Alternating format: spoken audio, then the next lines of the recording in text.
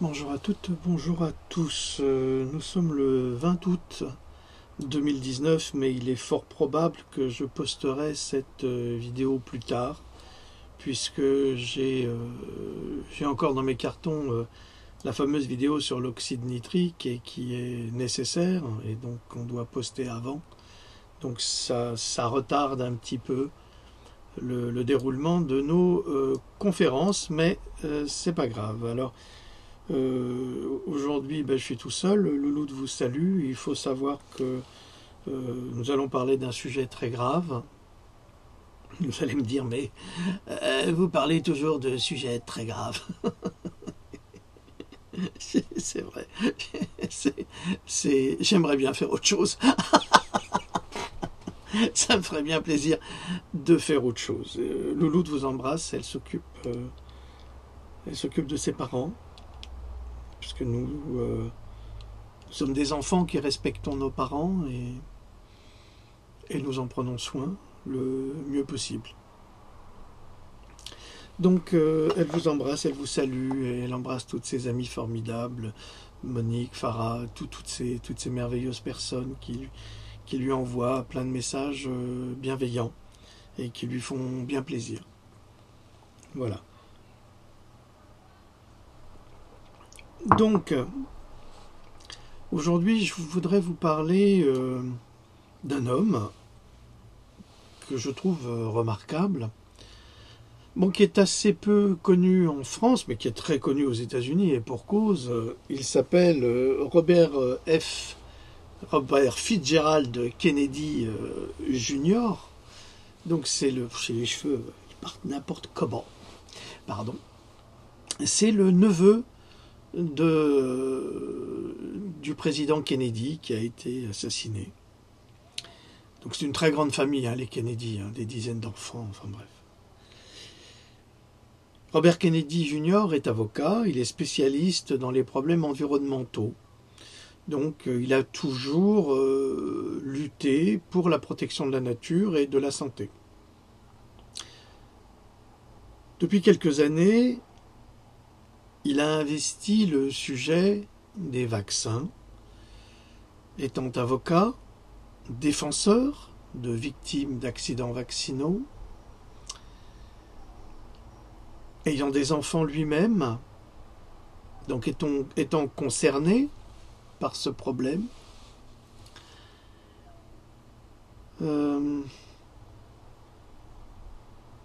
Il décide de répondre à 3 membres de sa famille qui l'ont attaqué par un article assez violent, en l'accusant d'être anti-vaccinal, anti-vax, de mettre en danger la santé des enfants américains, alors que c'est le contraire.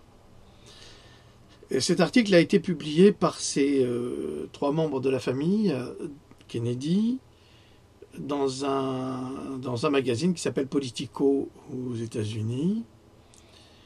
Robert Kennedy Jr. a demandé un droit de réponse par rapport à ces attaques, puisque ce sont des attaques publiques. Ce droit de réponse, on ne peut pas dire qu'il lui a été refusé, mais il ne lui a jamais été accordé. Alors, il a décidé de répondre à ces critiques dans un texte extrêmement bien élaboré, bourré de références. Ça m'a bien fait plaisir parce que ça me fait penser à moi, puisque nous sommes des gens très rigoureux dans nos recherches et nous sommes donc tenus de vous fournir le meilleur de l'information et des sources qui garantissent nos publications et nos révélations. Donc j'ai décidé de traduire ce texte, et quand j'ai commencé à le traduire, je ne pensais pas, sincèrement, parce que j'ai vu ça, j'ai dit bon, je vais le traduire tout de suite et puis on verra. Et puis en le traduisant, j'ai découvert que nous parlons, lui et moi, exactement de la même chose, mais c'est surtout lui, hein, c'est un merveilleux tribun. Alors le problème, quand vous l'écoutez parler, il a un problème à la gorge, j'ai le sentiment qu'il a un cancer de la gorge, Mais il se bat, il parle, et le travail qu'il fait est tout à fait remarquable. C'est un homme bon, généreux, altruiste, un être humain formidable. N'oubliez pas que son oncle se battait également pour le peuple américain. Et c'est sans doute aussi pour cette raison qu'il a été assassiné. Donc j'ai préparé une petite introduction de ce texte qui, vous allez le voir, va vous passionner. Et je vous le répète, c'est lui qui l'a écrit, donc c'est Robert Kennedy Jr. qui en est l'auteur, sauf l'introduction qui est la mienne et dont je vais vous faire part. Alors vous retrouverez cette conférence avec les liens, en anglais bien sûr. Vous la retrouverez sur Cogito. Alors pourquoi ? Eh bien parce qu'il faut que les gens sachent. Il n'y a pas à faire de l'argent là-dessus. Il y a juste à diffuser une information pour que les gens prennent conscience de la réalité, du mensonge et de l'organisation criminelle qui est mise en place. Alors, le titre de cette conférence est « L'avocat Robert F. Kennedy Jr., spécialiste en droit environnemental et en vaccination, publie ici une réponse qui a été censurée. Elle a été censurée, c'est-à-dire que dès qu'il l'a publiée ici ou là, elle a disparu, en rapport aux critiques de sa propre famille, la famille Kennedy, sur la sécurité des vaccins. À travers cette réponse, Robert F. Kennedy Jr. expose la corruption de l'industrie vaccinale sur le site Vaccine Impact. Donc c'est un site qui explique la réalité vaccinale aujourd'hui. Alors évidemment, tous les liens sont dedans, c'est-à-dire le lien de l'article original, les liens, les autres liens dont parle Robert Kennedy. Donc je ne pourrais pas toujours traduire, parce qu'il y en a trop, c'est trop. Donc, mais vous pouvez les traduire à travers vos navigateurs. Vous aurez une traduction d'une qualité de 80%. S'il y a des petites choses que vous ne comprenez pas, vous aurez en tous les cas la compréhension de 80% de ces informations. Alors, pour les journalistes paresseux, je vous conseille quand même de faire appel à un traducteur. Hein. C'est mieux. C'est mieux parce que comme ça, vous ne direz pas de bêtises. Ce serait dommage de mal servir cette cause altruiste et humaniste. Alors, avant-propos du traducteur, c'est moi. Alors, les enfants d'aujourd'hui sont sensiblement différents des générations précédentes et la preuve en est la couverture vaccinale qui leur est imposée sous peine de menaces. Oui, parce qu'on menace les parents de ne pas vacciner leurs enfants, de leur retirer leurs enfants. Et puis après, ils vont dans des foyers d'accueil, des familles d'accueil. Dans ces familles d'accueil, ils sont violés. Ils sont donnés à des hommes politiques. Enfin, c'est sordide, hein, ce qui se passe après. Mais là, vous pouvez voir auprès de Corinne d'être en liberté ou même de notre jeune amie, comment s'appelle-t-elle, Céleste Schott, qui se bat aussi, qui prend beaucoup de risques pour dénoncer tout cela. Ce sont des personnes qui, elles, travaillent sur le sujet depuis très longtemps, qui sont bien informées, qui ne disent pas n'importe quoi, qui ne sont certainement pas des opportunistes, qui, comme à la fin de la guerre, on a eu les résistants de la dernière heure, eh bien, ce ne sont pas des résistants de la dernière heure, au contraire, mais même de la première. Alors, je reprends. Les enfants aujourd'hui sont sensiblement différents des enfants des générations précédentes et la preuve en est la couverture vaccinale qui leur est imposée sous peine de menaces et à laquelle nous assistons tous les jours. La presse, si soucieuse de la vérité, ne montre pas ce qui se passe dans les écoles du monde entier. Non, c'est désormais un sujet tabou. Les enfants sont de plus en plus handicapés mentalement et physiquement. Une perte du QI est de plus en plus remarquée. Alors le QI, vous savez ce que c'est, hein, c'est le quotient intellectuel. Donc une perte de quotient intellectuel, c'est-à-dire que les enfants sont de plus en plus bêtes. Mais il n'y a pas que les enfants, hein. Vous regardez les politiques aujourd'hui, il y en a beaucoup qui ont une baisse de QI assez phénoménale. Et les enfants souffrent également de maladies chroniques. Asthme, allergie, oui, c'est ça, asthme, en règle générale. Sans parler après des maladies qui sont consécutives au vaccin HPV. Les parents et le système éducatif ne sont absolument pas préparés à cette évolution de handicap. L'école obligatoire, enfin l'instruction, doit les accueillir et faire contre mauvaise fortune bon cœur. Or, s'occuper d'un enfant autiste est un travail à part entière et un instituteur n'est pas formé en ce sens. Il est là pour instruire, pas pour éduquer. C'est le rôle des parents, l'éducation. Il est là pour apprendre, pas pour gérer les troubles psychologiques et psychiatriques des enfants qui ont besoin d'une aide médicale spécifique.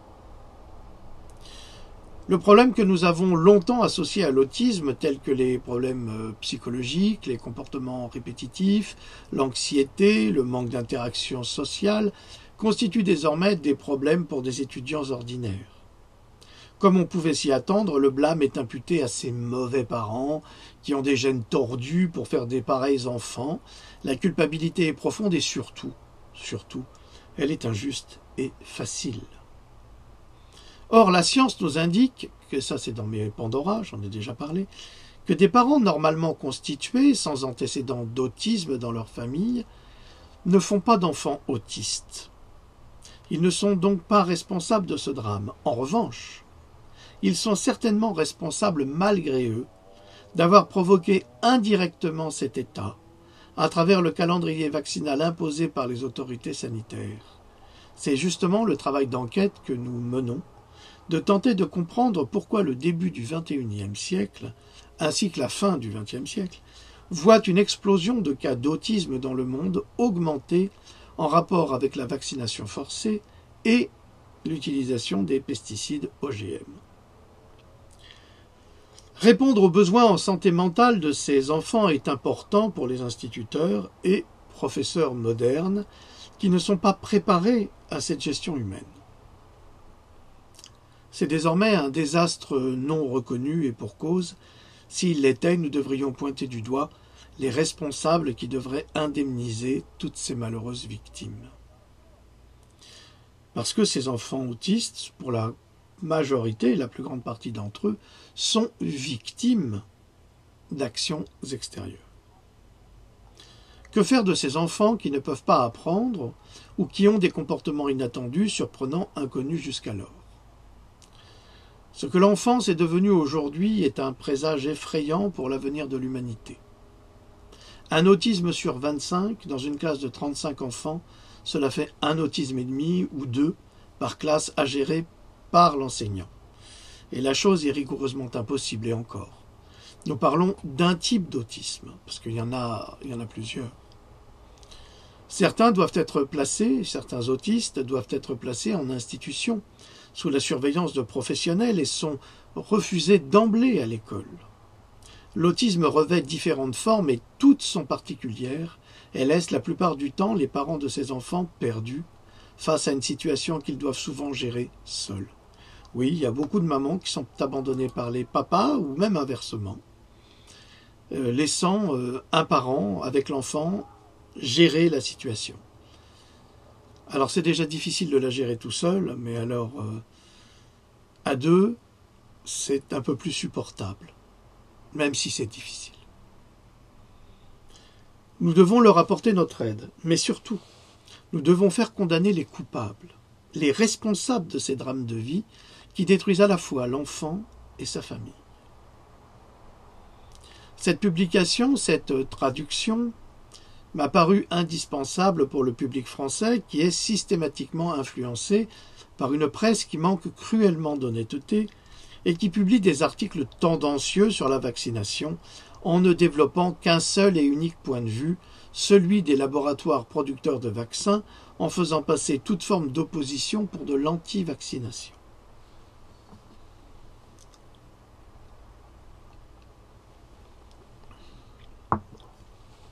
Ceux qui me suivent et qui me lisent savent que je ne suis pas un anti-vaccin comme les complotistes du gouvernement et de la mauvaise presse qui tentent de me faire passer sans la moindre preuve de leurs déclarations mensongères, mais je suis en revanche un véritable militant pro-science, à la recherche de la sécurité vaccinale la plus aboutie pour nos enfants.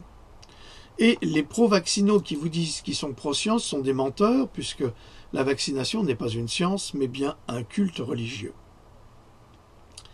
Comme Robert Kennedy Jr., j'ai été attaqué par un membre de ma propre famille, mon frère, qui s'est allié à un groupe de hyènes conspirationnistes, hommes et femmes, journalistes ratés, psy pas très compétents, et je ne sais qui encore de personnes haineuses, sans le moindre discernement, agissant sur Internet, les grincheuses, les valseuses, ou les vaseuses, me semble-t-il, ou un nom approchant, un groupe de complotistes qui agit sciemment contre les intérêts humains et qui est financé par les laboratoires pharmaceutiques producteurs de vaccins pour promouvoir une vaccination obligatoire en semant le trouble, la calomnie, l'insulte, le mensonge absolu. Et surtout, l'incompétence notoire en matière de science. Ces hyènes valorisent la vaccination en fournissant de fausses preuves de leurs allégations, alors que la vaccination est outre-Atlantique reconnue scientifiquement comme dangereuse par une grande partie des chercheurs, scientifiques, médecins, journalistes, avocats, représentants du peuple. Et cela aux États-Unis. Je ne cesse de produire les preuves de cette réalité à travers mes livres et mes enquêtes. Et Robert Kennedy Jr., Del Bigtree et tant d'autres le font également au quotidien chez eux aux États-Unis. C'est pourquoi il m'a semblé indispensable de faire cette traduction extrêmement bien documentée que vous pourrez retrouver sur notre site cogito.com. Cogito, c'est-à-dire cogito.com. Alors je vous en souhaite une bonne lecture et surtout une bonne écoute que nous allons avoir maintenant. Juste avant de commencer la traduction, je voudrais faire un tout petit rappel. Deux points, ouvrez les guillemets. Déclaration de l'OMS. Les populations touchées par une crise sanitaire connaissent des niveaux plus élevés de maladies évitables par la vaccination, dues à des perturbations de leur système de santé qui étaient déjà faibles dans la plupart des cas, même avant la crise. Alors voilà le discours de l'OMS, mais est-il scientifique ou proche de la réalité scientifique? En 2000, les États-Unis proclamaient l'éradication de la rougeole grâce à la vaccination. Mais 19 ans plus tard, aujourd'hui, non seulement la rougeole n'est toujours pas éradiquée, mais elle revient en force auprès d'une population qui est vaccinée à 97%. C'est surprenant quand même. 97% de vaccinés, et malgré tout, la rougeole revient. C'est donc qu'elle n'était jamais partie et qu'elle n'a jamais été éradiquée par la vaccination, parce que la vaccination en est incapable. Comment expliquer scientifiquement que 3% de non-vaccinés seraient responsables de cette épidémie de rougeole qui joue sur l'ignorance d'un public de plus en plus enfermé dans des croyances imposées avec une baisse considérable de son QI à cause justement des polluants neurologiques contenus dans ces mêmes vaccins? 3% de la population ne peut en effet scientifiquement pas être responsable de la moindre épidémie sur 328 millions d'habitants. En revanche, aucune enquête n'a été menée pour savoir si les actuelles 700 victimes de la rougeole ont été vaccinées ou pas. La propagande de l'OMS est très forte pour développer des plans avec des mises en place obligatoires vaccinales, sans pour autant apporter la moindre preuve de l'efficacité de ces manœuvres principalement faites pour permettre aux laboratoires d'augmenter leur chiffre d'affaires en faisant des ventes, comme dans le cas du laboratoire Merck, qui a enregistré des bénéfices considérables au deuxième trimestre 2019 avec la vente de son vaccin ROR2. Alors, c'est extraordinaire de constater à quel point les épidémies permettent aux laboratoires de s'enrichir. Mais personne ne se pose de questions. Non. Ok, alors nous allons commencer notre traduction.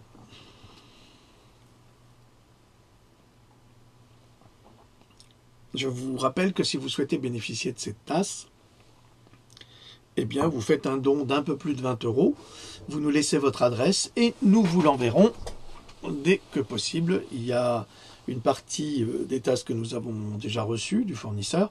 J'attends la seconde partie pour vous les envoyer. Mais pour l'instant, ça va, on sera dans les cadres. À partir de cette semaine, normalement, nous devrions commencer les envois. Les Américains doivent mener une discussion ouverte sur les vaccins. Alors, Robert Kennedy Jr. répond aux critiques de sa famille. Alors, il faut savoir que Robert Kennedy Jr. a également un site, une fondation, qui s'appelle la Défense de la santé des enfants, le CHD.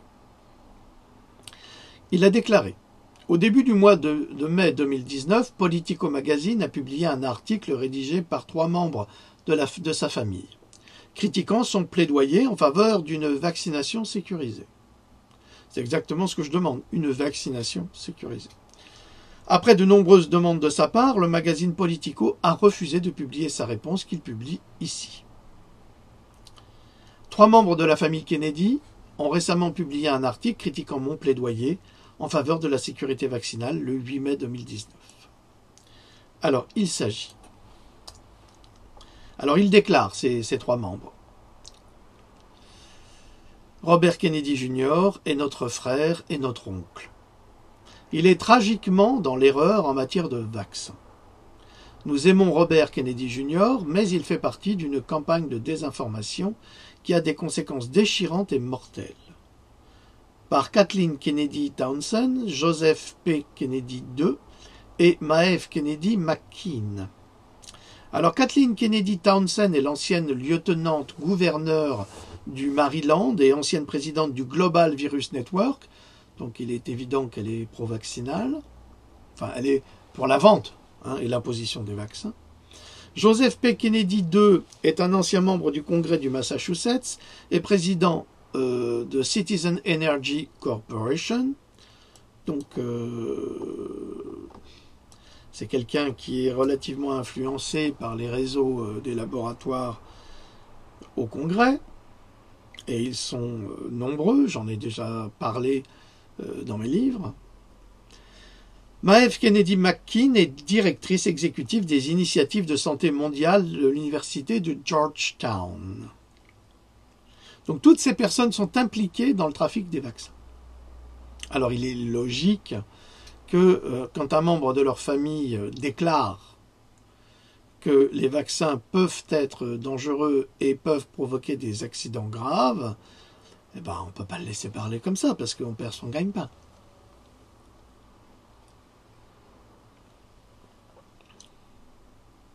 Notre différend familial, déclare Kennedy, Robert Kennedy, met en lumière le féroce Donnybrook National. Alors, le Donnybrook, c'est un grand stade.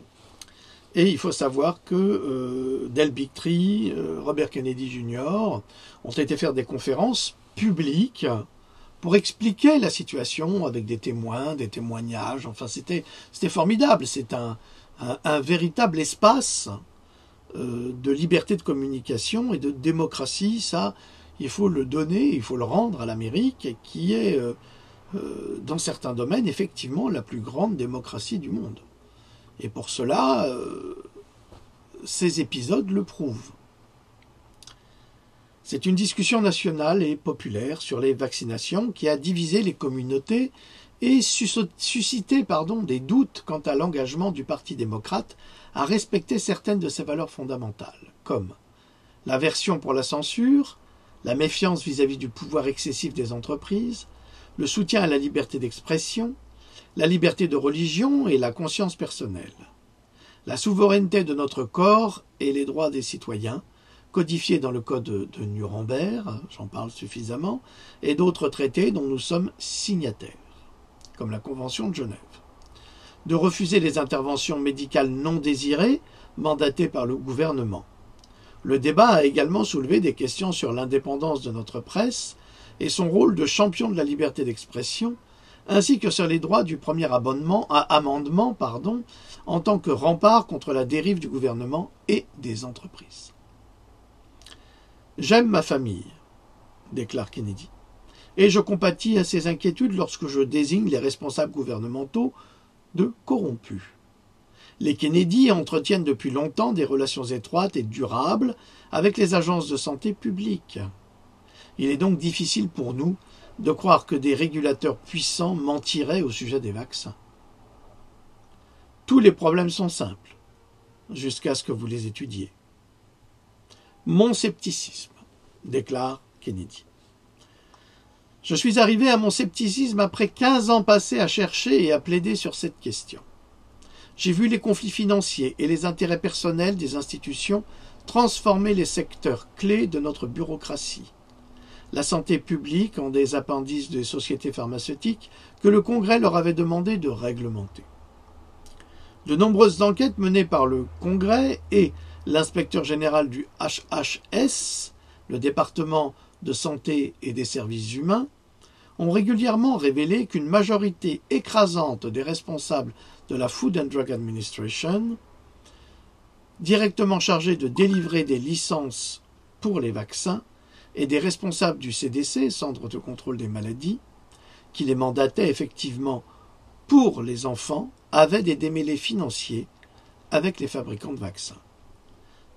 Alors qu'est-ce que ça veut dire tout cela ? Ça veut dire que ces organismes officiels qui sont censés protéger les citoyens, eh bien, ont des petites affaires avec les producteurs de vaccins et touchent un petit jackpot secret pour promouvoir la vaccination, non pas pour des raisons médicales, mais pour des raisons financières. Ces fonctionnaires sont souvent des actionnaires, des bénéficiaires de subventions et des consultants rémunérés par les fabricants de vaccins et parfois des titulaires de brevets pour les vaccins pour lesquels ils ont voté. C'est pratique. Ils possèdent des brevets de vaccins qu'ils vont imposer pour non seulement toucher le jackpot en vendant leurs vaccins, mais en plus en étant payés par le peuple. Là, vraiment, c'est de l'enfumage. Ces conflits les incitent à recommander de plus en plus de vaccins avec un soutien minimal de la science factuelle. Et ce que nous essayons de faire, nous, c'est d'apporter les éléments scientifiques pour vous prouver que la réalité n'est pas du tout celle qui nous est vendue et par Madame Buzyn et par la presse française, qui est, mais alors, hautement favorable à toute forme de vaccination sans la moindre réflexion. C'est-à-dire sans se poser de questions sur l'augmentation de l'autisme, sur les accidents vaccinaux, sans rien. C'est tellement pratique. L'industrie pharmaceutique applique également une discipline politique par le biais des budgets et des agences. La Food and Drug Administration reçoit 45% de son budget annuel de l'industrie. Est-ce que vous vous rendez compte ? La food, donc la nourriture et l'administration des médicaments, est financée à 40% par les industriels, c'est-à-dire par les OGM, par les laboratoires pour les vaccins et les médicaments. Il n'y a pas un problème de conflit d'intérêts. L'Organisation mondiale de la santé, l'OMS, tire environ la moitié de son budget de sources privées, notamment de Big Pharma et de ses fondations alliées, comme de la fondation Bill et Melinda Gates. Je vous rappelle que Bill et Melinda Gates sont des hyper pro-vaccinaux parce qu'ils gagnent beaucoup d'argent en vendant des vaccins. Et donc ce sont eux qui financent l'OMS. Il n'y a pas un conflit d'intérêts là ? Et franchement, le CDC, le Centre de contrôle des maladies, est une entreprise vaccinale. Le Centre de contrôle des maladies, celui qui est censé gérer ces maladies, empêcher que les gens tombent malades, les protéger, eh bien, les CDC, parce qu'il y en a plusieurs, c'est les CDC ou le CDC, est une entreprise vaccinale. Pourquoi ? Je l'ai déjà écrit ça dans Pandora. Le CDC détient 56 brevets de vaccins. C'est pas logique. Puisqu'ils essayent de protéger, ils ne doivent pas être des commerçants. Et pourtant, si. Et le CDC achète et distribue pour 4,6 milliards de dollars de vaccins par an dans le cadre du programme Vaccines for Children, donc vaccins pour les enfants, qui représente plus de 40% de son budget total. C'est délirant. C'est là qu'on se demande, mais est-ce qu'on nous prend vraiment pour des imbéciles? Est-ce que nous sommes des imbéciles? Ou est-ce que ces gens-là sont des criminels qui se fichent de savoir ou de connaître les conséquences que peuvent avoir leurs actions sur les enfants?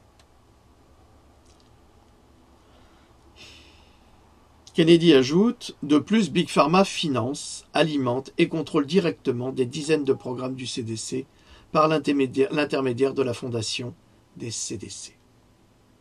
Alors là, on est vraiment emballé dans un beau paquet cadeau à la façon Walt Disney avec le petit nœud en couleur rose et on se rend compte à quel point on est saucissonné si on continue à les laisser faire. Un éditorial du British Medical Journal exalte la relation amoureuse entre les CDC et le secteur pharmaceutique, citant le professeur de médecine de l'Université de Californie de UCLA, Jerome R. Hoffman, la plupart d'entre nous a été choqués d'apprendre que le CDC tire un financement de l'industrie et effectue des recherches susceptibles d'augmenter ses bénéfices. Donc là, vous voyez bien, c'est pas Philippe Gendreau qui parle, c'est pas Kennedy, l'avocat Kennedy qui défend les enfants qui parle, c'est un professeur de l'Université de Californie, Jerome R. Hoffman, qui déclare bien que les CDC ne sont pas là pour défendre la santé du peuple américain, mais sont essentiellement là pour s'enrichir. Alors, l'HHS, dont je vous ai parlé tout à l'heure, collabore avec les fabricants de vaccins pour développer, approuver, recommander et passer des mandats pour de nouveaux produits, puis pour partager les bénéfices de la vente des vaccins. C'est du business. C'est comme les gens qui vous disent, qui vous empoisonnent et qui vous disent « Ah bah écoutez, c'est pas personnel, c'est du business. » Ah si, c'est très personnel. Quand vous tuez quelqu'un, c'est toujours très personnel.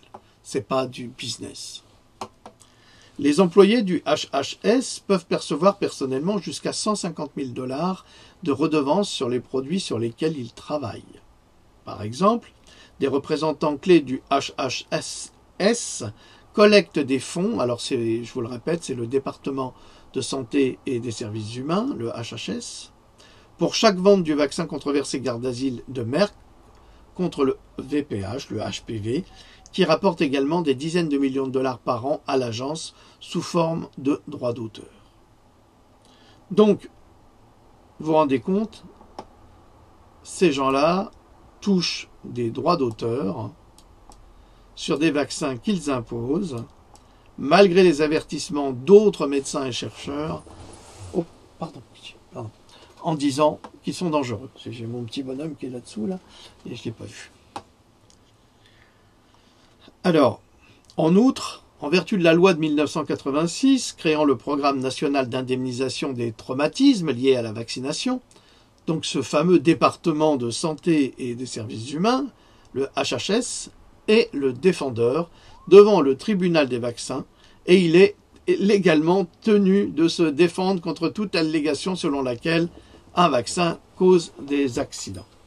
Alors c'est tellement pratique, c'est-à-dire que ce département de la santé et des services humains fait lui-même le procureur dans les procès éventuels pour cause d'accidents vaccinaux. Et donc, vous imaginez bien que tout est noyauté depuis le début. Ce qui est absolument scandaleux, parce que qu'est-ce que ça coûterait, en fait, par rapport aux milliards de dollars de bénéfices de Big Pharma, de dire la vérité. Les gens qui veulent se faire vacciner se font vacciner. Les gens qui ne veulent pas se faire vacciner, vous leur foutez la paix. C'est tout. De toute façon, c'est dans le code de Nuremberg, c'est dans tous les textes qui ont été signés, tous les accords qui ont été signés après la guerre. On n'a pas le droit de vacciner contre le consentement éclairé d'une personne. C'est la loi, on a signé. Et là, on se rend compte que ces gens-là, aux États-Unis, en France, sont hors la loi, ne respectent pas la loi, n'en font qu'à leur tête. Évidemment, ils ont des milliards contre nous, c'est sûr, mais ils sont combien? On est plus de 6 milliards, 7 milliards contre eux. Eux, c'est quoi? C'est des trusts, c'est rien. Regardez ce qui a mené à la Révolution. C'est les impôts, les taxes, c'est des périodes de disette parce qu'il y a eu de très mauvaises récoltes les années précédentes et l'année de la Révolution, donc en 1789, et effectivement le peuple avait faim. Eh bien, il a bouleversé ce peuple, l'image politique de la France, il a renversé la royauté, il a instauré une nouvelle terreur, c'est entendu, mais il a changé ce que des siècles n'avaient pas pu faire évoluer. Donc ça s'est évidemment passé dans la violence et dans la haine, c'est dommage. On aurait très bien pu faire une monarchie constitutionnelle comme en Angleterre, éviter tous ces massacres, calmer le jeu et prospérer. Mais bon, là-dessus se sont mêlés des intérêts douteux, financiers, des sectes telles que la franc-maçonnerie et autres, qui ont mis leur grain de sel. Alors, malgré les obstacles importants à la reprise, le département de santé et de services humains verse des centaines de millions de dollars par an, plus de 4 milliards de dollars au total, aux Américains qui ont été handicapés par les vaccins. Est-ce que vous vous rendez compte? Ah, excusez-moi. Non, je répondrai plus tard. Je peux pas là. Je peux pas. C'est un ami très proche, mais je ne peux pas répondre. Donc, même si le département de santé et des services humains travaille en faveur des laboratoires, eh bien, lorsqu'ils ne peuvent pas prouver le contraire, ils sont quand même obligés d'indemniser des patients qui ont été victimes, des enfants victimes de ces vaccins, ou même des adultes. Et on donne quand même à des accidentés vaccinaux plus de 4 milliards de dollars par an au total. Alors, sincèrement, si nous disions n'importe quoi, si on disait, si on mentait sur la dangerosité des vaccins, essayez d'imaginer ce que font 4 milliards de dollars, c'est presque 3 milliards,7 d'euros.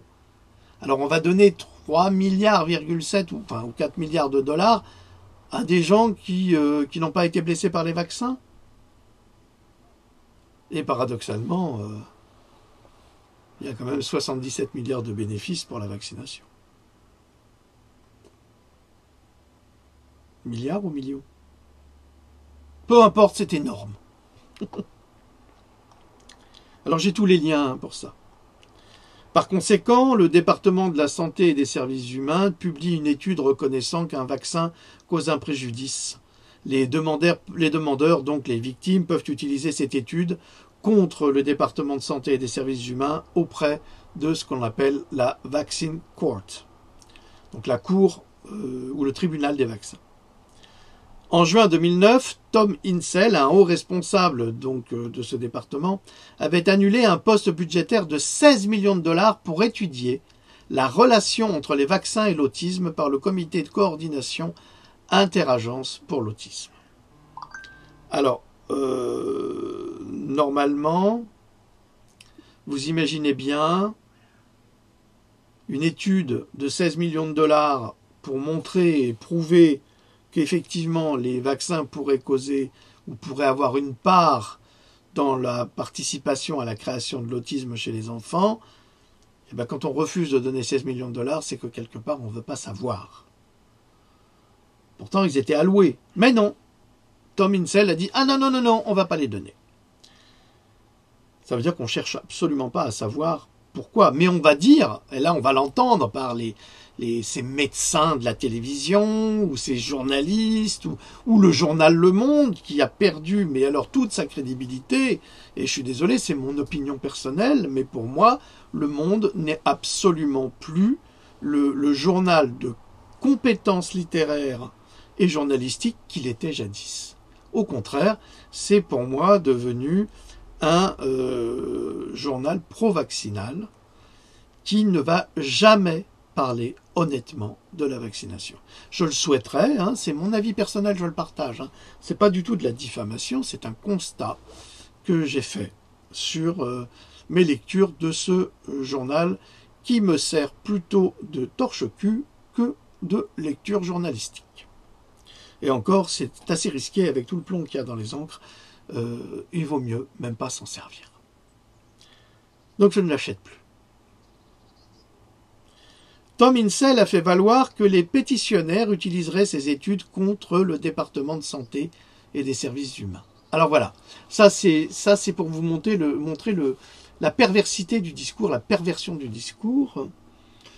L'homme dit, ah ben on va pas faire d'études qui mettent en relation les vaccins et l'autisme et qui pourraient prouver effectivement cette relation parce que ces études pourraient être utilisées par les parents d'autistes pour porter plainte contre le département de santé et des services humains pour avoir dissimulé la vérité d'une part et d'autre part pour avoir protégé les laboratoires et promu leurs vaccins. Alors, on ne va pas faire d'études, non. Les 16 millions de dollars, on va se les garder. Est-ce que vous vous rendez compte de ce que ça veut dire? C'est quand même aberrant. Normalement, il y a de l'argent pour prouver cela. Là, on en aurait eu le cœur net. On aurait investi 16 millions de dollars, on aurait fait 16 millions de dollars d'enquête scientifique auprès de laboratoires indépendants. On aurait pu faire ça, qui aurait prouvé si, oui ou non, les vaccins provoquaient l'autisme. Ben non, on ne va pas le faire parce que si on pouvait produire cette étude qui indiquerait qu'effectivement, ou pas, mais comme ils savent que ça produit l'autisme, alors il ne faut surtout pas la produire, et que ça pourrait être utilisé contre le HHS, le département de santé et des services humains, devant le tribunal des vaccins. C'est pour vous dire la malhonnêteté de tout ce système et de toute cette corruption. Et cela, c'est Robert Kennedy qui le dit. De tels conflits ont une formule pour la capture d'agences sur les stéroïdes. Au lieu d'un organisme de réglementation et d'un secteur réglementé, nous avons maintenant un partenariat. Eh oui. Ces organismes qui sont là pour protéger la santé des citoyens sont en fait de véritables partenaires avec les laboratoires. A déclaré Michael Carom, ancien employé justement de ce service, du HHS, qui est maintenant directeur du groupe de défense des droits publics Citizen. Alors Michael Carom affirme que ces complications financières ont poussé le département de santé et de services humains à passer d'une perspective de santé publique à une perspective favorable à l'industrie. C'est incroyable.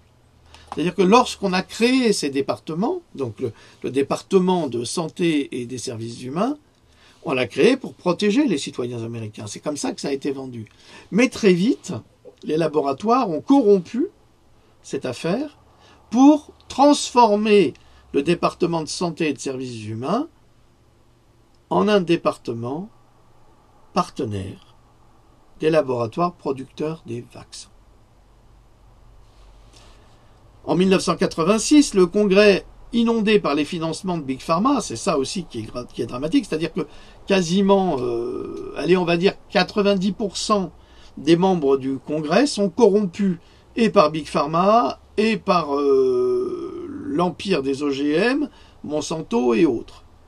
Souvenez-vous que dans l'administration Obama avait 50 conseillers de Monsanto. On se demande pourquoi.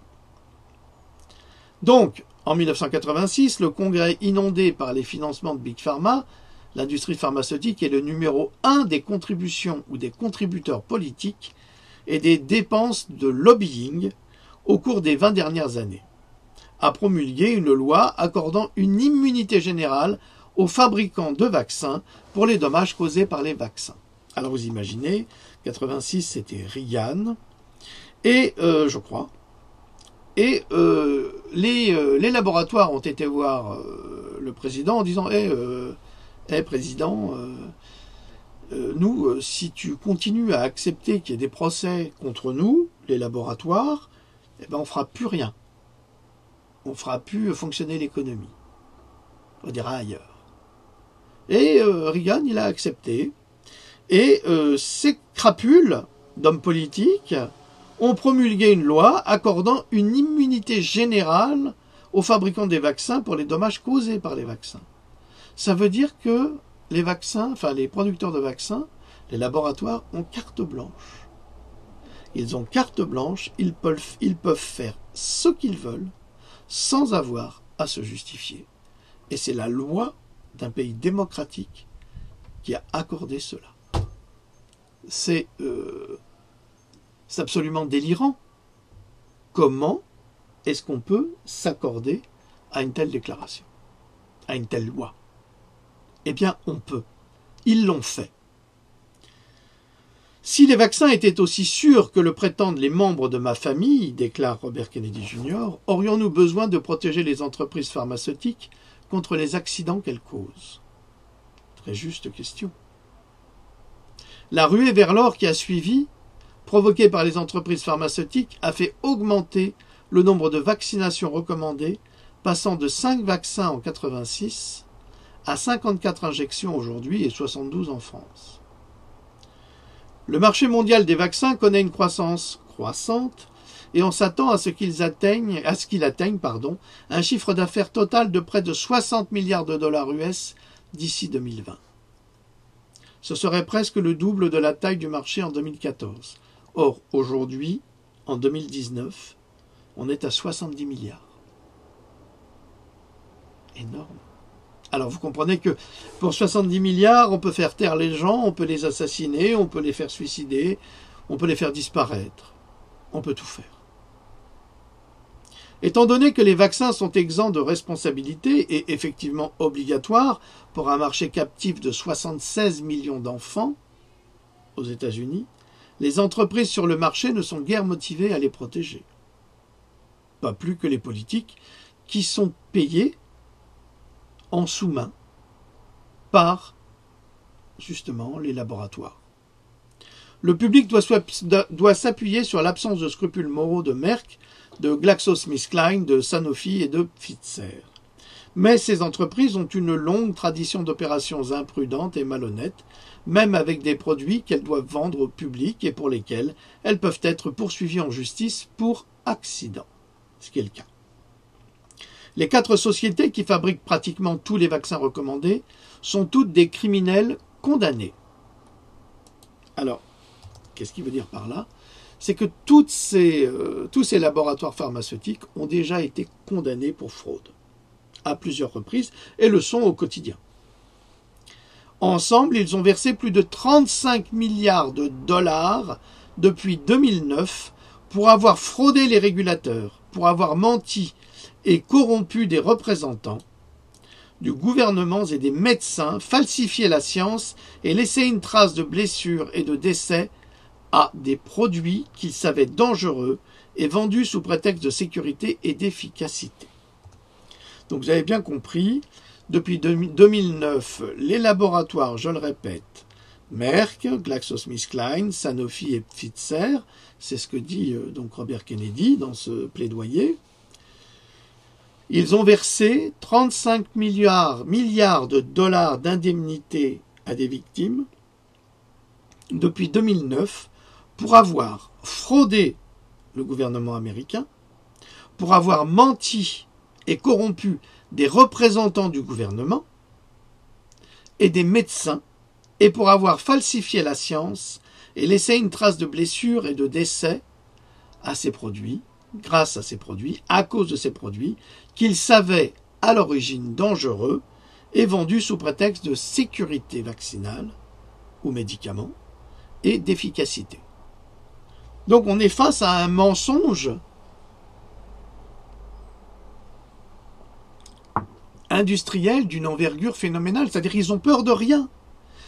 Ce que ça veut dire, c'est qu'ils gagnent plus en vendant leurs vaccins qu'en étant condamnés.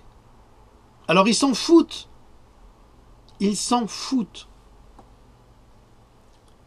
Votre santé n'a aucune importance à leurs yeux. Si vous n'êtes pas malade, tant mieux, mais si vous êtes malade, tant pis pour vous, hein, c'est de votre faute. Hein. Fallait pas tomber malade, hein. Fallait pas avoir d'enfants autistes, fallait pas ci, fallait pas ça, fallait pas vous retrouver avec une sclérose en plaques, fallait pas vous retrouver dans une chaise roulante, fallait pas vous retrouver avec une myofasciite à macrophage, c'est de votre faute, hein. C'est ce qu'ils disent. Hein. N'y a-t-il pas besoin d'une sorte de dissonance cognitive pour croire que les vaccins ne sont pas contaminés par l'avidité, la négligence et la corruption qui nuisent à tous les autres produits pharmaceutiques? Aucun test de sécurité, déclare Robert Kennedy. Il n'y a aucun test de sécurité sur les vaccins qui nous sont imposés par la bande à Macron, qui nous sont imposés aux États-Unis, qui sont imposés aux enfants aux États-Unis et dans le reste du monde. Il n'y a aucun test de sécurité. Quand vous achetez une voiture, il y a je ne sais combien de tests de sécurité qui sont mis en place pour valider la vente d'une automobile. Si il n'y a pas ces tests de sécurité, si par exemple vous avez la roue avant droite qui a tendance à chasser ou qui a tendance à se dévisser parce que les matériaux utilisés étaient mauvais, eh bien c'est immédiatement repéré par les testeurs et on change tout cela, on améliore tout cela. Mais pour les vaccins, il n'y a rien du tout. Il n'y a aucun test de sécurité. Ça veut dire qu'ils peuvent mettre ce qu'ils veulent. Ils s'en foutent. Ça passe.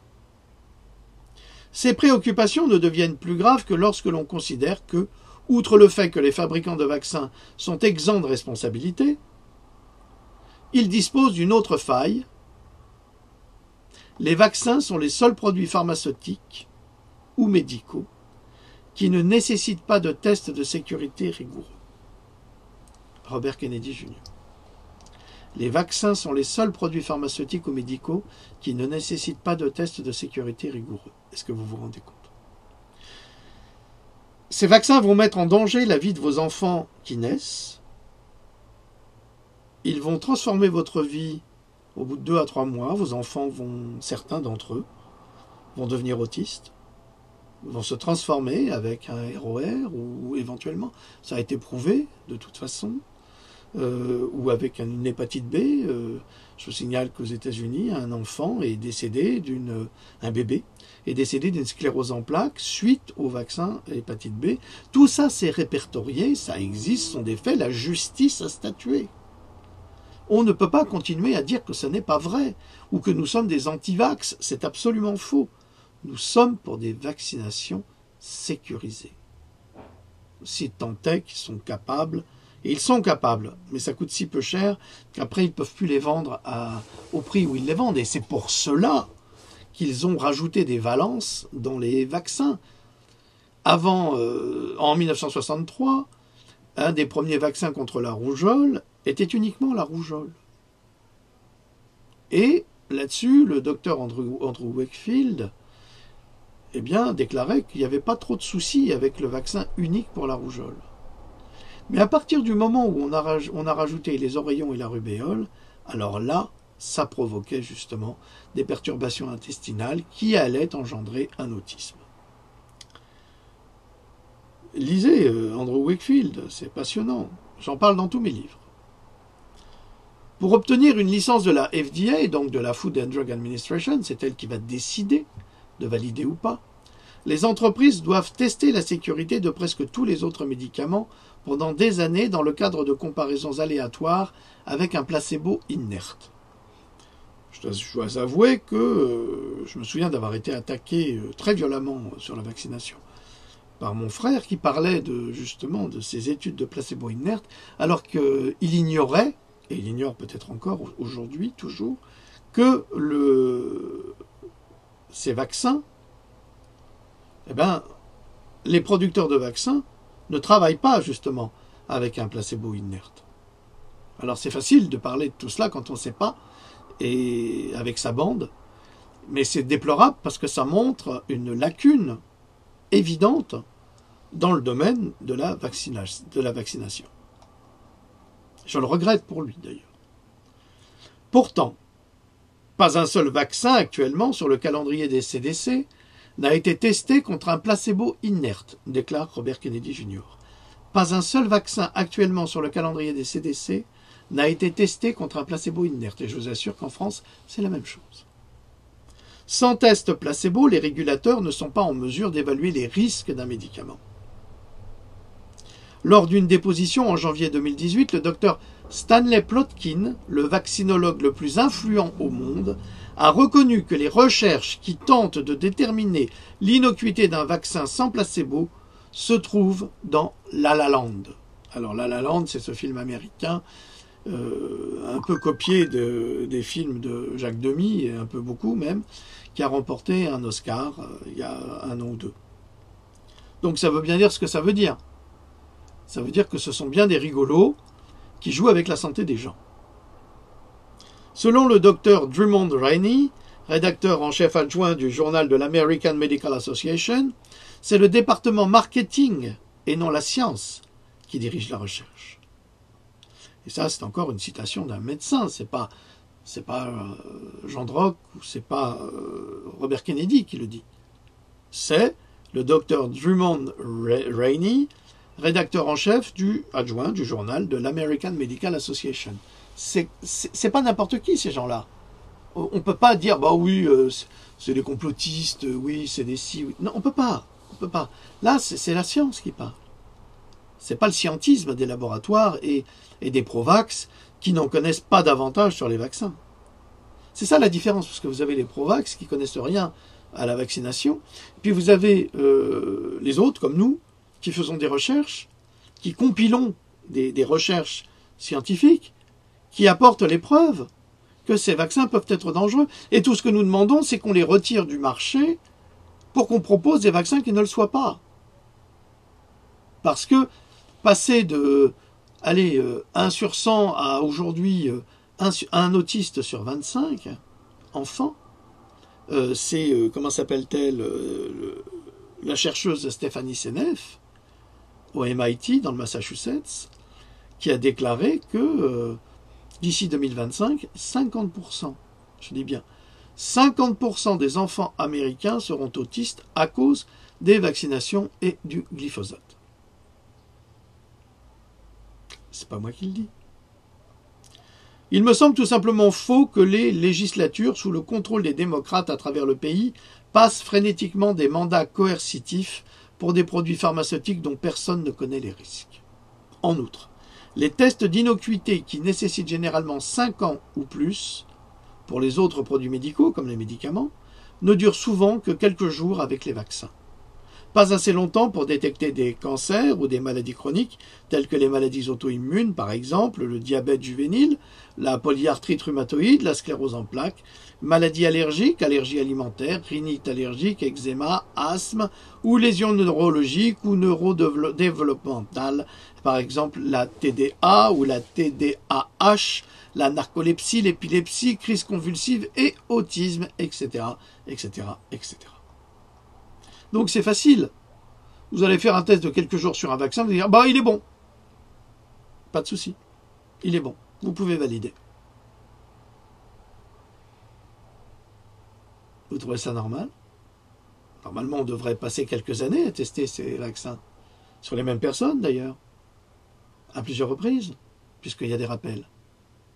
Et puis si toutes ces personnes finissent par se retrouver handicapées, ben on peut se dire, on a merdé quelque part, là. Ben non, on n'a pas merdé. Et en plus, on impose la vente de ces vaccins. On l'impose légalement, on force les gens, il y a une coercition, on envoie même la police. C'est quand même incroyable.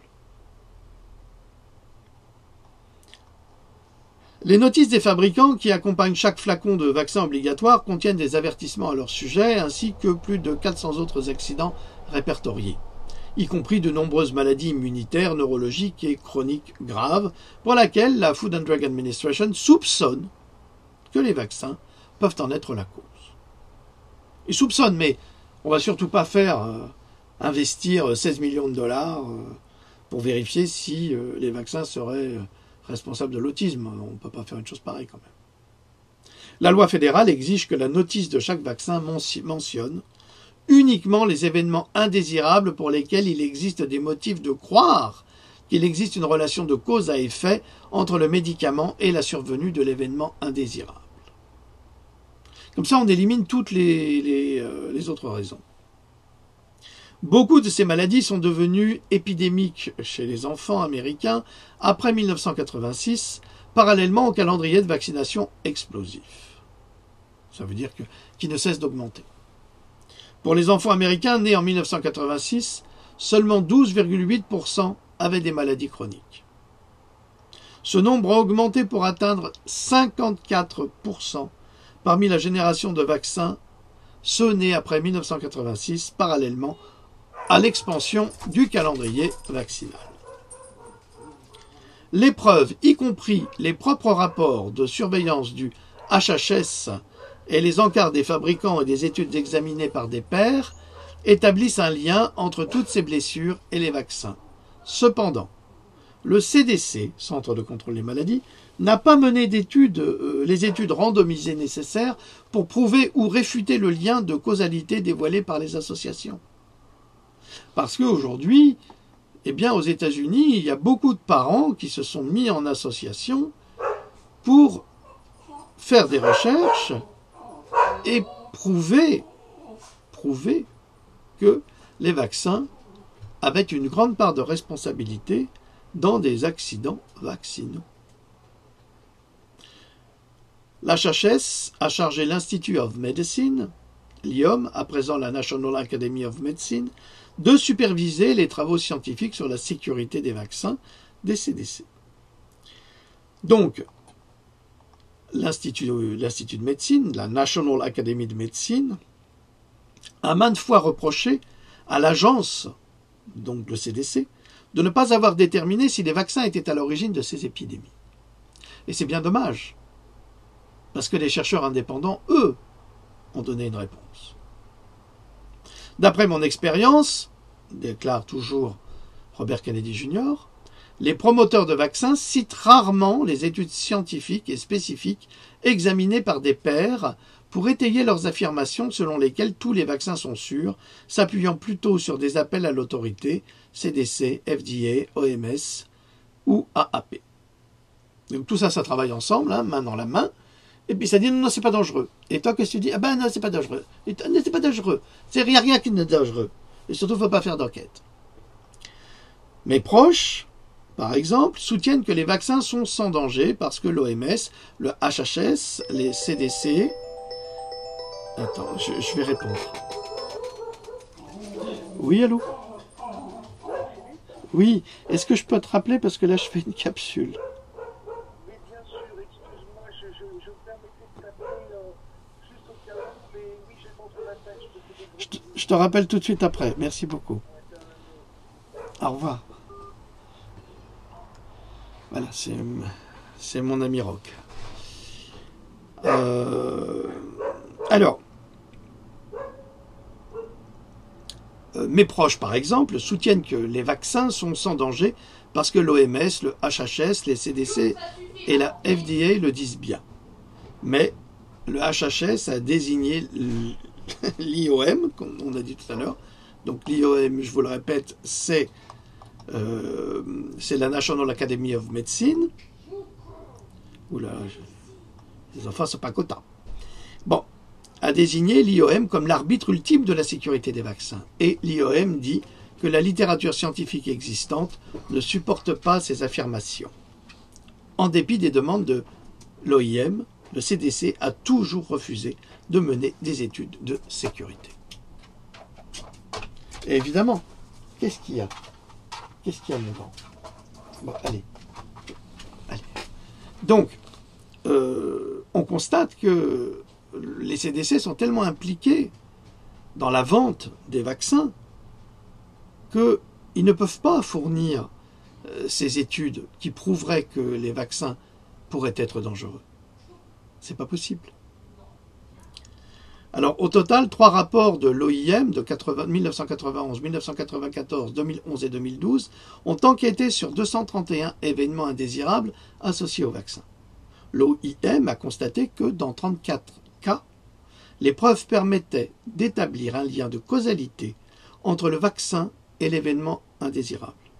Ça veut dire que dans 34 cas sur 231, eh bien, on a pu établir un lien de cause à effet entre le vaccin et un accident vaccinal. Alors un accident vaccinal, ça peut être une mort subite du nourrisson, ça peut être une infirmité, ça peut être le déclenchement d'une maladie auto-immune qu'il n'y avait pas avant, ça peut être le développement d'un autisme, ça peut être toutes ces raisons. Vous comprenez? Ça ne veut pas dire que ça blesse tout le monde, non. Mais ça en blesse suffisamment pour que l'on soit prudent sur ces vaccins.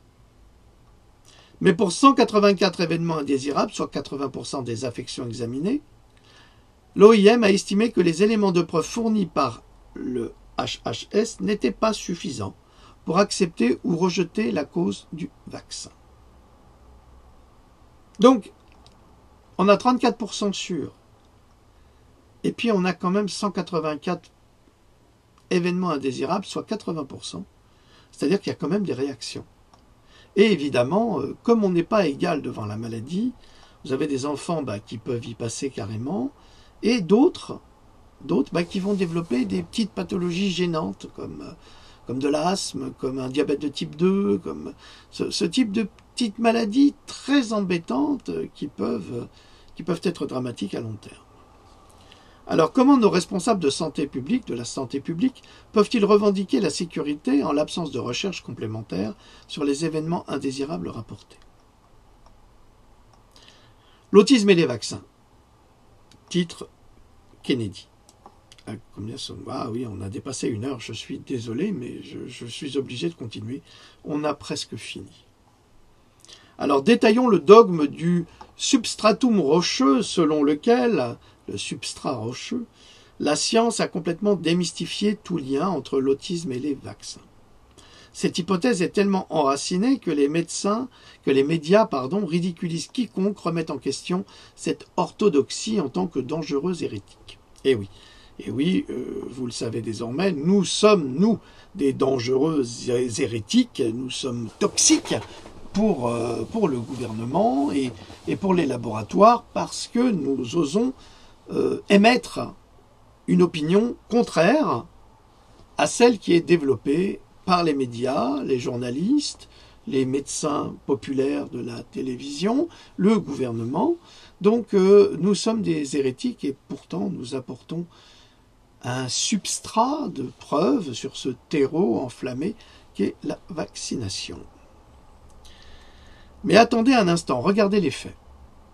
En 1986, le Congrès ordonna expressément au CDC de déterminer si les vaccins contenant le virus de la coqueluche, le DTP et plus tard le DTAP, étaient à l'origine de l'autisme. Puis, comme aujourd'hui, de nombreux parents d'enfants autistes affirmaient que les vaccins étaient la cause de l'autisme de leur enfant et que les vaccins DTC, DTAP étaient et sont des suspects importants.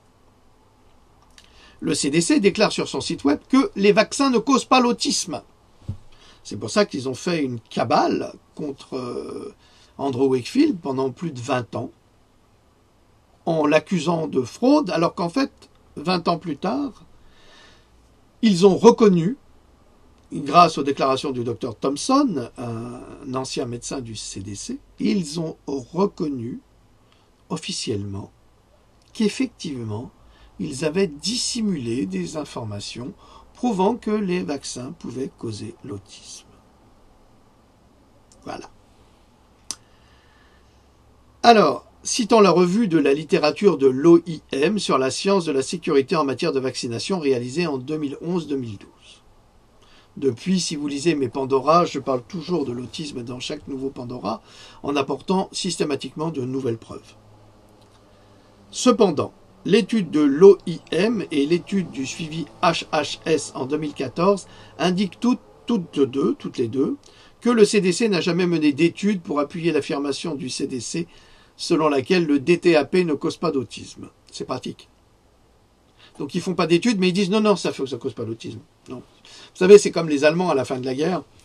Il y avait un film de Wim Wenders qui interviewait son père, qui était un ancien nazi, ce qui était un peu normal parce qu'ils étaient tous à l'époque, et qui commence à lui parler des camps de concentration. Et son père dit « Mais non, tu racontes des mensonges, c'est pas vrai, le Führer, il n'aurait jamais fait ça. » Ben pourtant si, on a les preuves, on le sait. Ça existait, il y en avait plein dans les pays de l'Est et en Allemagne. Donc, c'est la même chose. C'est-à-dire que les CDC ils disent le DTAP cause l'autisme ou le ROR cause l'autisme. Non, non, c'est pas vrai. C'est pas vrai. Vous avez des preuves pour étayer ce que vous dites là? Ah non, non, mais c'est pas la peine, c'est pas vrai. Ben, c'est la même chose. C'est pas vrai.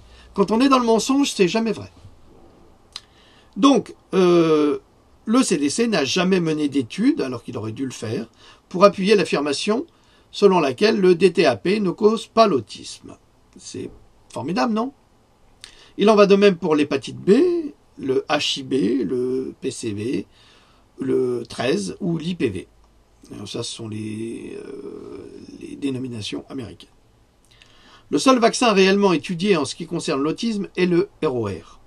Et un scientifique expérimenté du CDC affirme que le CDC a constaté une augmentation du taux d'autisme après le ROR dans la seule étude ROR autisme jamais menée par le CDC auprès d'enfants américains. En outre, le principal expert en matière d'autisme de HHS a récemment fourni au ministère de la Justice un affidavit, donc c'est un terme juridique, expliquant que les vaccins peuvent provoquer l'autisme chez certains enfants. Et le pire, c'est qu'en fait, ça provoquait l'autisme plus pour les enfants mâles afro-américains. Bizarre, non? Et ça, il fallait surtout pas le dire. Il fallait surtout pas le dire que c'était les enfants afro-américains qui étaient les principaux visés. Et surtout les garçons.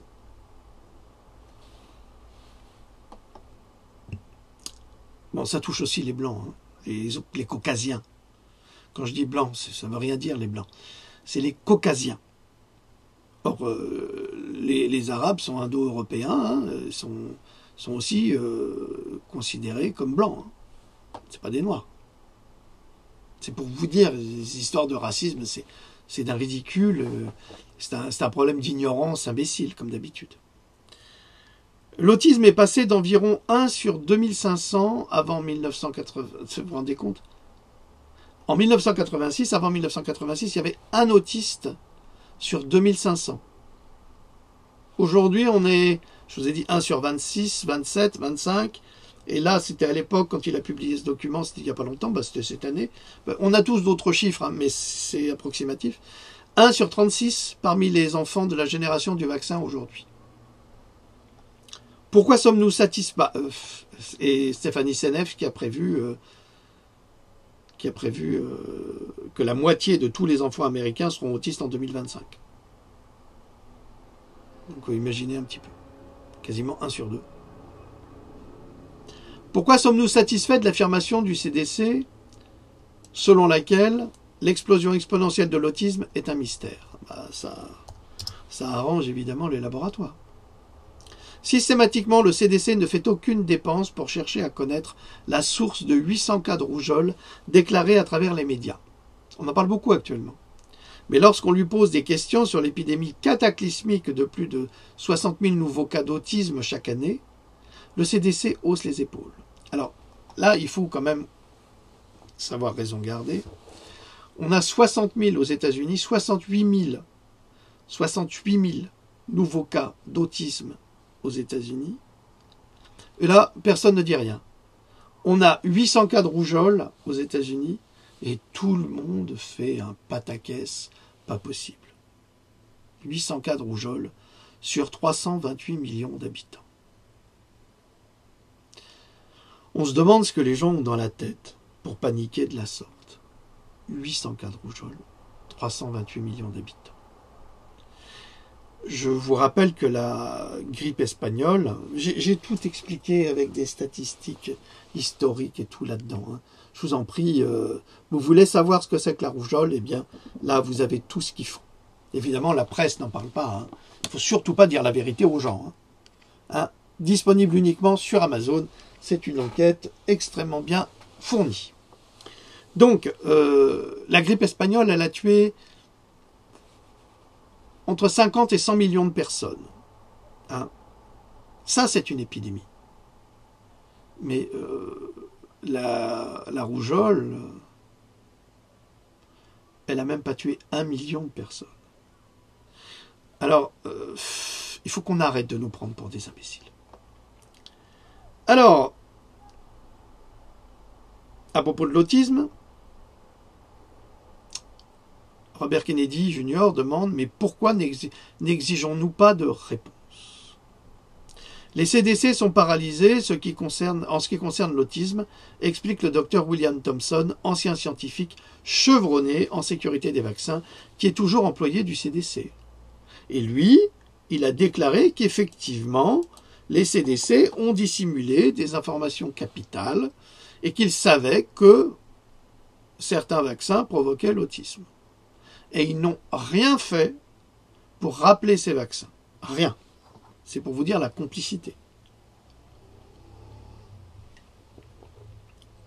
Thompson a déclaré sous serment aux membres du Congrès américain que les grossistes du CDC lui avaient ordonné de détruire les données montrant un lien entre l'autisme et les vaccins et de publier une étude frauduleuse rejetant ce lien. Aujourd'hui, le Dr Thompson a des remords et déclare « Quand je vois une famille avec un enfant autiste, je me sens vraiment honteux de faire partie du problème. » Mais le pire, c'est que on entend des discours, mais d'une haine épouvantable, de la part des pro-vaccinaux qui sont des ignorants et des criminels. Et là, quand vous avez la preuve où un médecin qui a travaillé justement sur les vaccins aux États-Unis, au CDC, et qui déclare sous serment aux membres du Congrès américain que les fabricants de vaccins qui vendent leurs vaccins au CDC, qui les revendent aux pédiatres et aux hôpitaux, lui avaient ordonné de détruire les données montrant un lien. Alors, ordonné de détruire les données montrant un lien entre l'autisme et les vaccins et de publier une étude frauduleuse rejetant ce lien. Et vous avez la presse, et vous avez le gouvernement, et vous avez tous ces truands qui nous traitent, nous, de complotistes. Mais ça, est-ce que c'est pas une action de complotisme avérée, déclarée? Et ouvrez les yeux. Autre titre de cette déclaration de Robert Kennedy Jr. Nous tuons des enfants. Le HHS a également ignoré ses obligations statutaires consistant à étudier les accidents causés par les vaccins et à améliorer la sécurité des vaccins. En 1986, le Congrès, reconnaissant que les sociétés pharmaceutiques n'étaient plus incitées à sécuriser leurs vaccins, avait ordonné à l'HHS d'étudier les blessures, les accidents vaccinaux, d'améliorer la sécurité des vaccins et de faire un rapport au Congrès tous les 2 ans sur ces progrès. Ils n'ont rien fait. Ils n'ont rien fait. Il y a 1 an, j'ai intenté, déclare Robert Kennedy Jr., une action en justice contraignant l'HHS à admettre que depuis 36 ans, je dis bien depuis 36 ans, aucune de ces études critiques n'a été réalisée. Ça fait mal, ça. Ça montre la corruption. La surveillance de l'innocuité des vaccins après l'homologation est également catastrophique.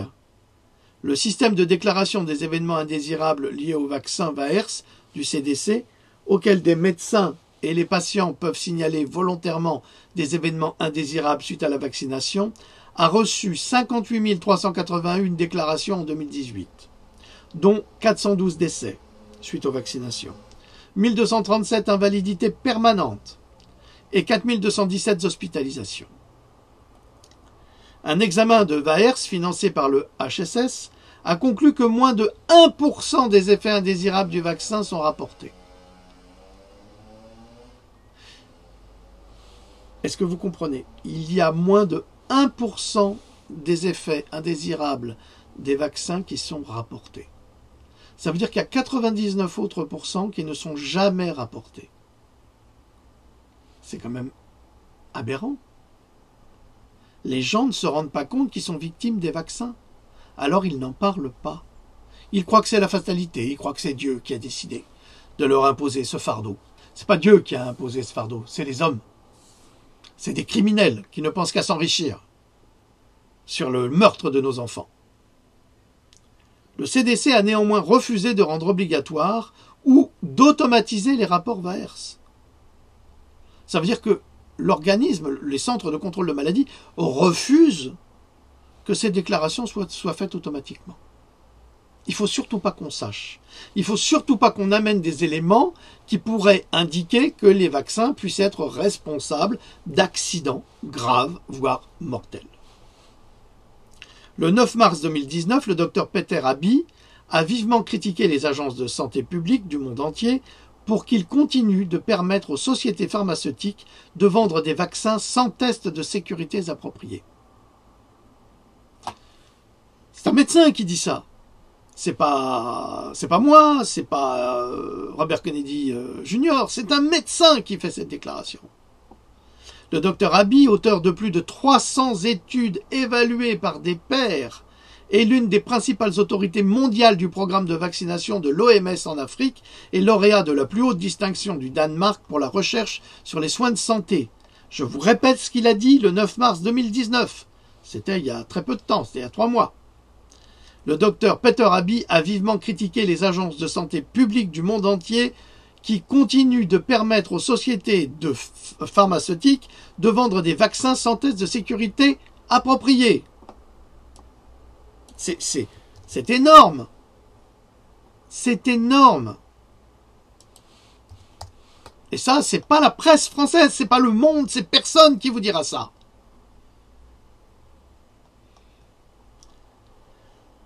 Le docteur Abbey était l'un des 5 co-auteurs d'une étude menée en 2017 sur le vaccin contre la diphtérie, le tétanos et la coqueluche, le vaccin le plus largement utilisé sur Terre, qui a révélé que les enfants traités avec le DTC présentaient un risque de décès 10 fois plus élevé que le DTP, que des enfants et le DTP, que des enfants non vaccinés.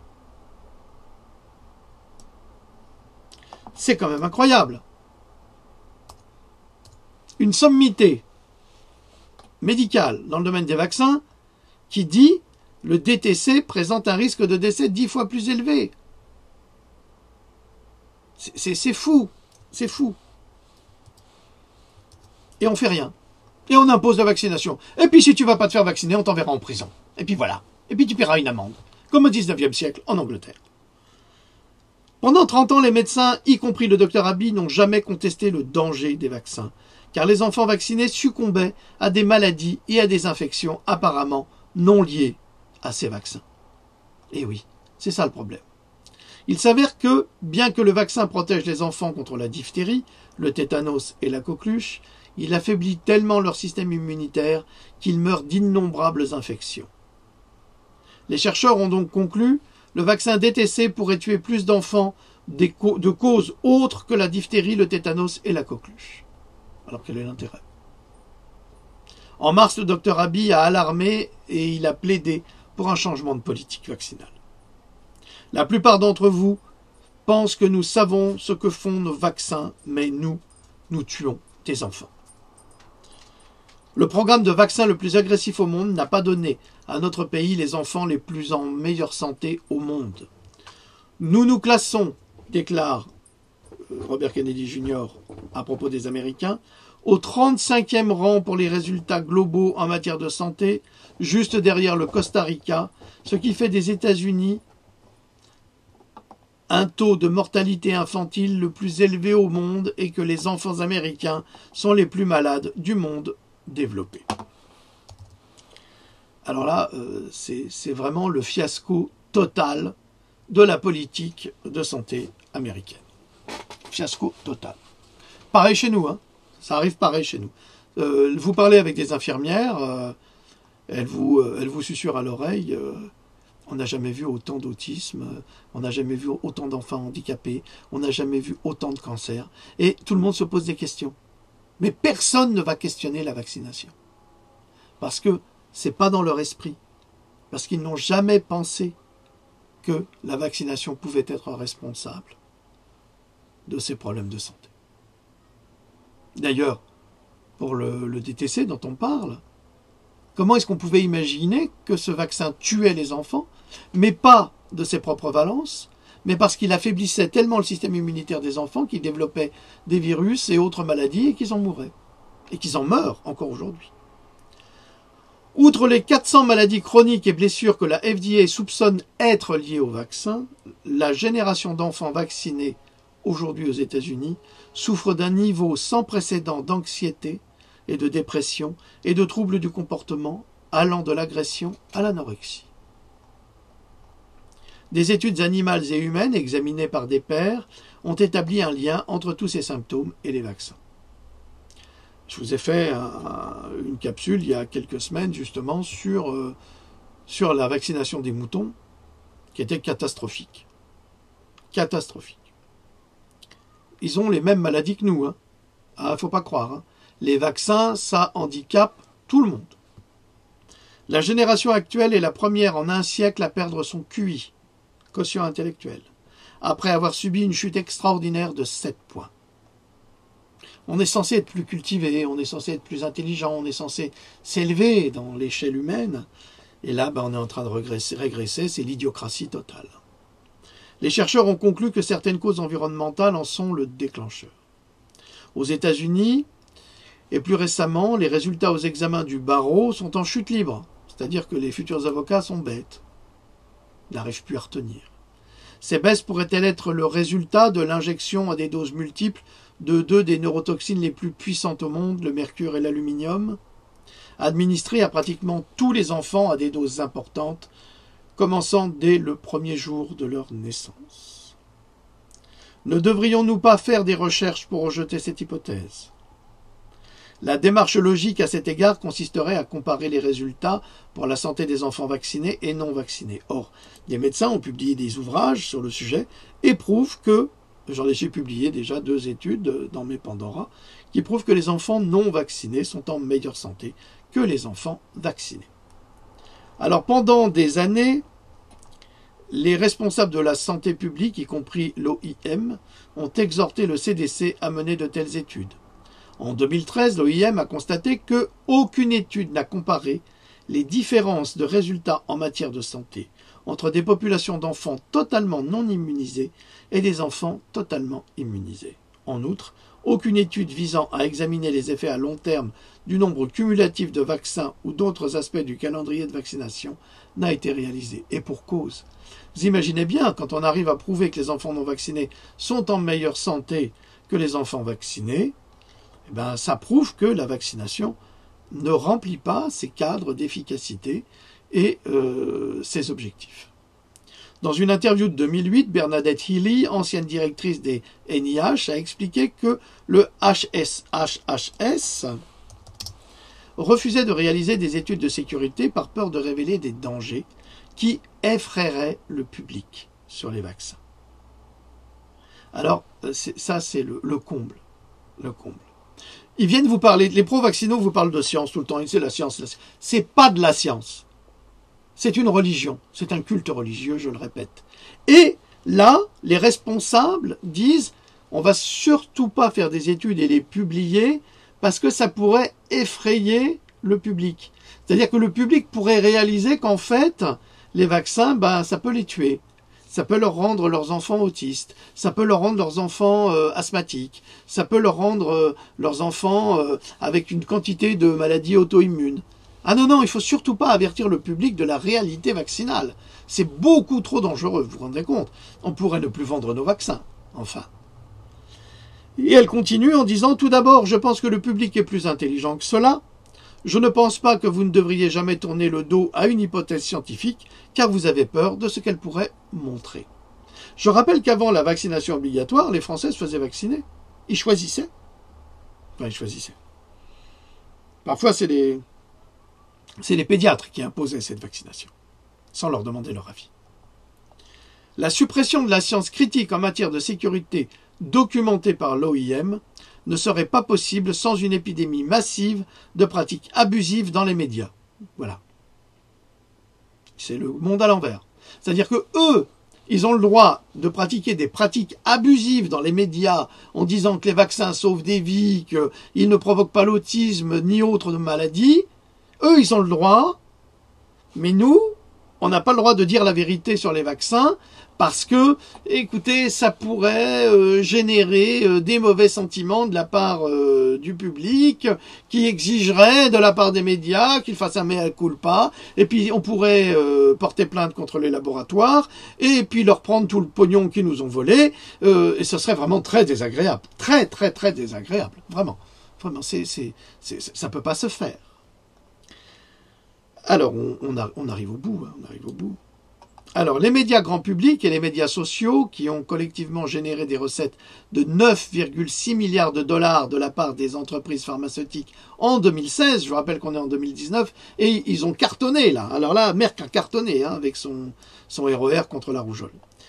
Ils sont convaincus qu'ils protègent la santé publique en censurant de manière agressive les critiques adressées à ces produits, à tous ces produits pharmaceutiques, à tous ces vaccins, et en imposant un mandat coercitif à responsabilité zéro et non testé.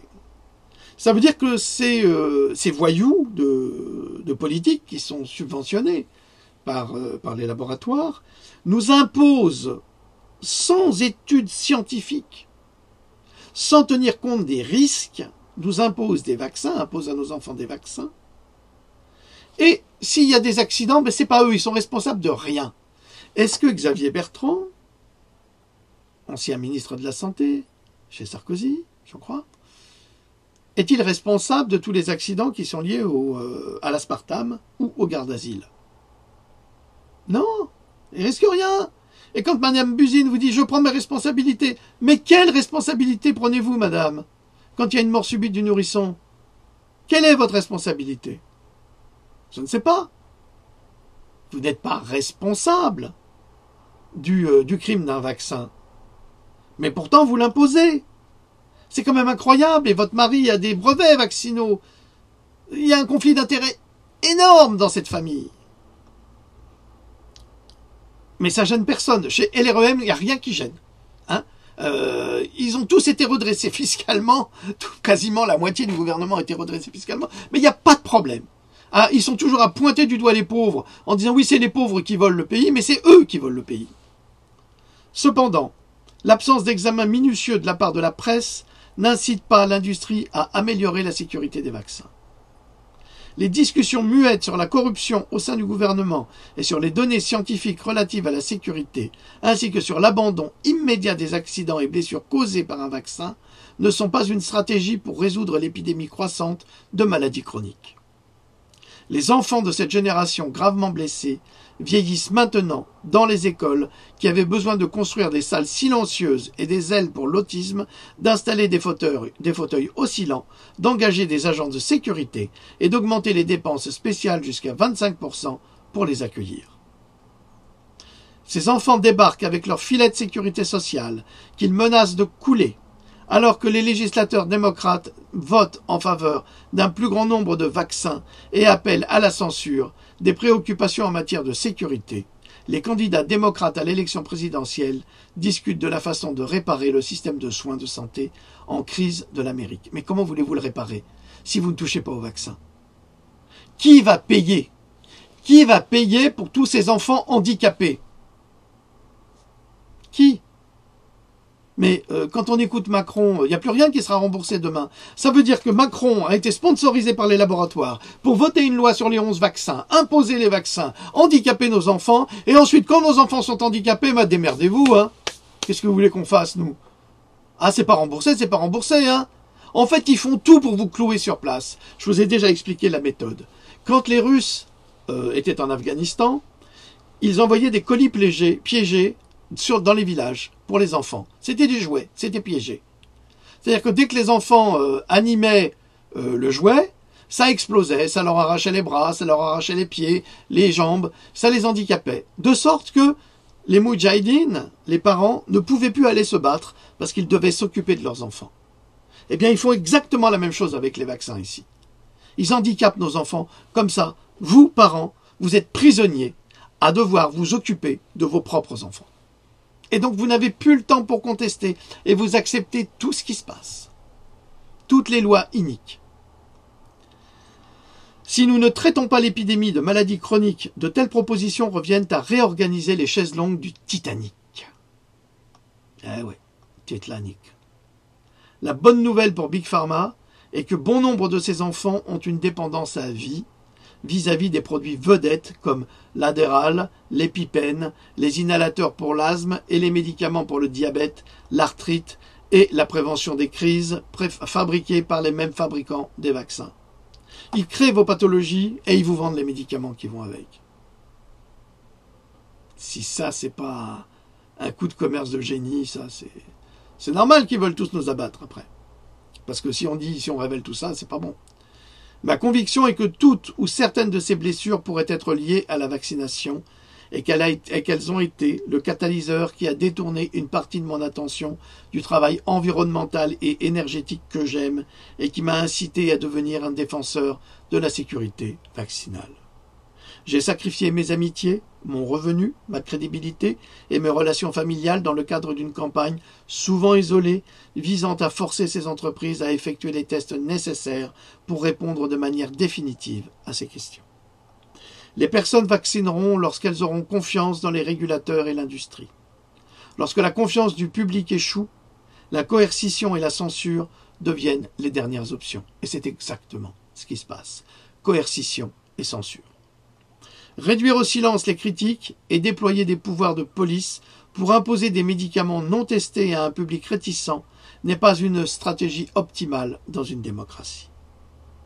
Mon oncle et mon père ont fait valoir que dans une société, il parle de Kennedy, le président assassiné, et son père aussi, mon oncle et mon père ont fait valoir que dans une société libre et ouverte, la réponse à des questions difficiles ne devrait jamais être de fermer le débat. C'est pourtant ce qui se passe. Ce dont nous avons besoin, c'est de la science, pas de la censure. Je ne suis pas anti-vax, je suis pro-sécurité et pro-science. Je souhaite des études de sécurité robustes et transparentes, ainsi que des régulateurs indépendants. Celle-ci ne semble pas être le type de demande radicale qui devrait diviser notre parti ou nos familles. En tant qu'Américains et Kennedy, nous devrions pouvoir avoir un débat civil et scientifique sur ces préoccupations légitimes. Voilà, vous retrouverez cet article complet, traduit sur Cogito. Vous aurez l'adresse de la Children's Health Defense, qui est la fondation de Robert Kennedy Jr. Si vous voulez en savoir plus, eh bien, je vous donne tous les liens, vous irez jeter un coup d'œil.